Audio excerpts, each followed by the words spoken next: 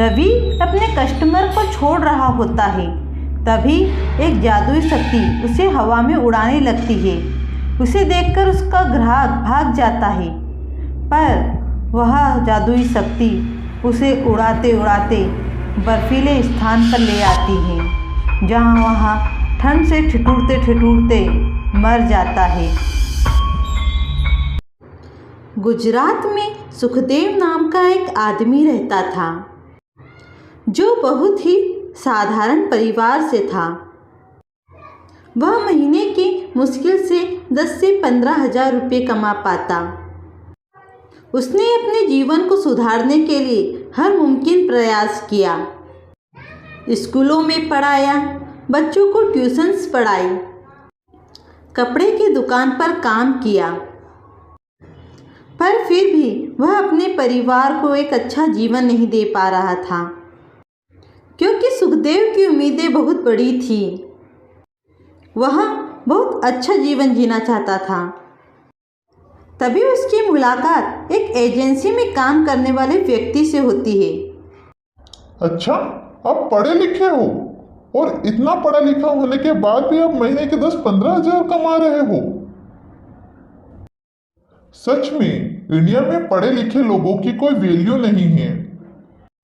Graduation pass करके भी अगर 10-15 हजार कमाना पड़े तो इससे अच्छा तो फिर अमेरिका में रहना है। अरे अमेरिका में भी रहना कोई आसान बात है? वहां तो डॉलर चलते हैं, डॉलर।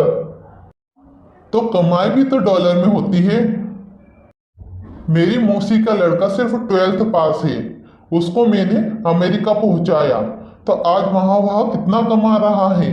अगर भारत की तुलना की जाए तो 8-9 लाख रुपए महीना। तुमको पता है वहां पर इंडियंस के बहुत वैल्यू है। अरे ऐसे ही थोड़ी ना रह सकते हैं, वहां रहने के लिए तो वीजा चाहिए। अरे काम करोगे तो मिलेगा ना वीजा। ये जो अमेरिका में रहकर इंडियंस काम कर रहे हैं, क्या उनको वीजा नहीं मिल रहा? जब आप अमेरिका में काम करोगे तो आपको वहां पर काम करने के लिए वीजा मिलेगा, और यकीन मानो लाइफ सेट हो जाएगी। अरे तुम कहां मुझसे इतनी बातें कर रहे हो? मैं तुम्हें जानता तक नहीं। तो यह समझो तुम्हारी मुलाकात एक ऐसे इंसान से हुई है जो तुम्हारी जिंदगी बदल देगा। मैं नहीं चाहता कोई भी पढ़ा लिखा इंसान सिर्फ 10-15 हजार रुपए के लिए अपनी जिंदगी को बर्बाद करे। देखो, मैं एक ऐसी एजेंसी में काम करता हूं जो लोगों को यूएस आसानी से पहुंचा देती है, और खर्चा भी कुछ ज्यादा नहीं लगता। अगर तुम चाहो तो मैं तुम्हें भी पहुंचा सकता हूं। जितना तुम सारी जिंदगी कमाओगे उतना तो तुम वहां साल भर में कमा लोगे। अच्छा, कितना खर्चा आएगा? यही 40-50 लाख। 40-50 लाख, यह तो बहुत ज्यादा है। अमेरिका जाने के लिए यह रकम बहुत कम है।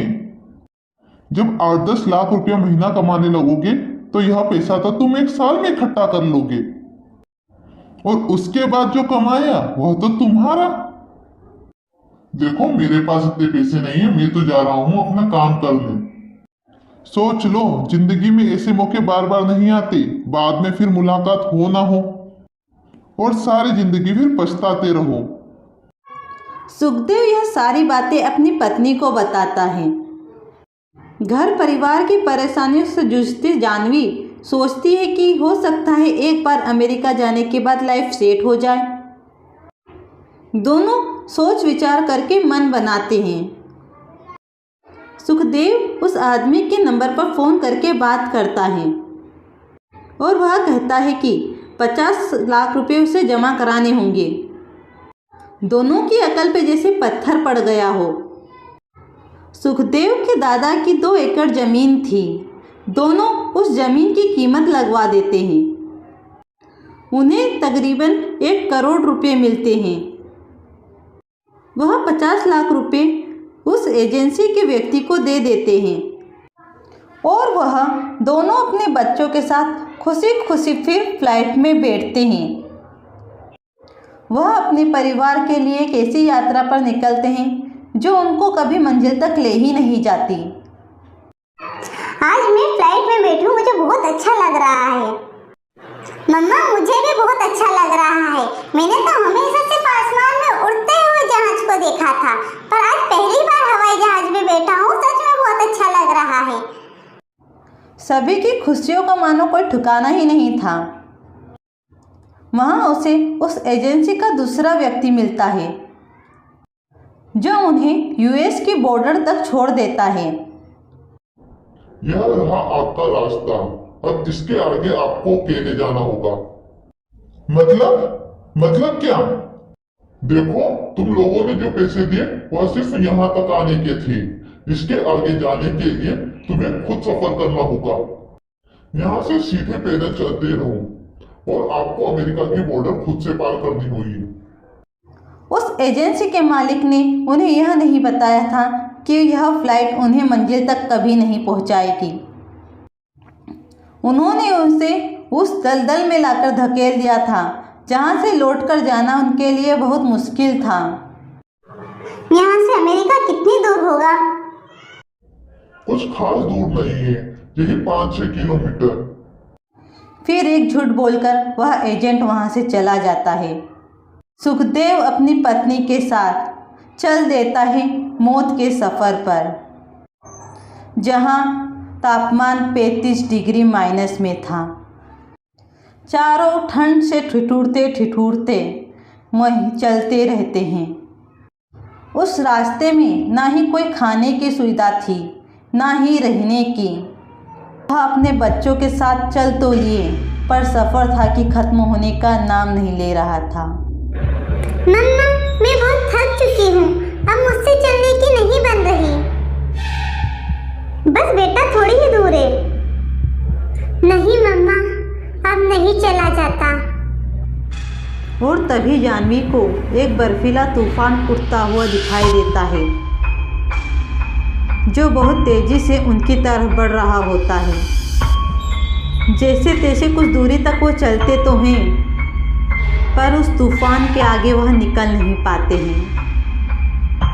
उस तूफान के आते ही जाह्नवी अपनी बेटी से चिपक जाती है, तो सुखदेव अपने बेटे को कस के पकड़ लेता है और थोड़ी देर में एक हंसता खेलता परिवार तूफान के अंदर समा जाता है।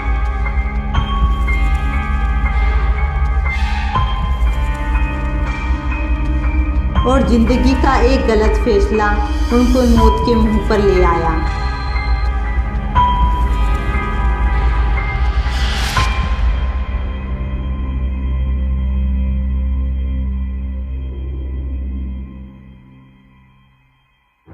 पर यही कहानी वापस से दोहराने वाली थी, क्योंकि वह एजेंट अपनी चिकड़ी चुपड़ी बातों से दूसरे लोगों को भी अपना शिकार बनाते हैं। जाहिर सी बात है, मौत के इस रास्ते में उनसे जानकारियां छुपाई जाती थी। एक हंसता खेलता परिवार मौत के मुंह में समा तो गया था, पर अब शुरुआत होनी थी एक नए कल की।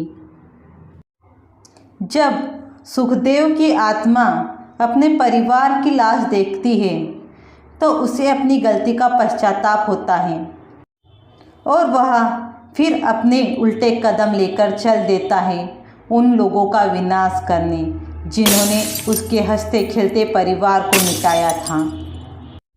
जहां वह एजेंट फिर एक परिवार को छोड़ रहा था और फिर वह वहां आने वाले हर एक एजेंट को मारना शुरू कर देता है।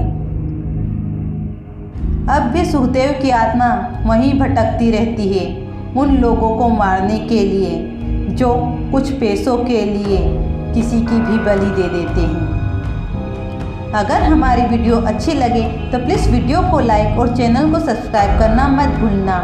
वीडियो देखने के लिए धन्यवाद।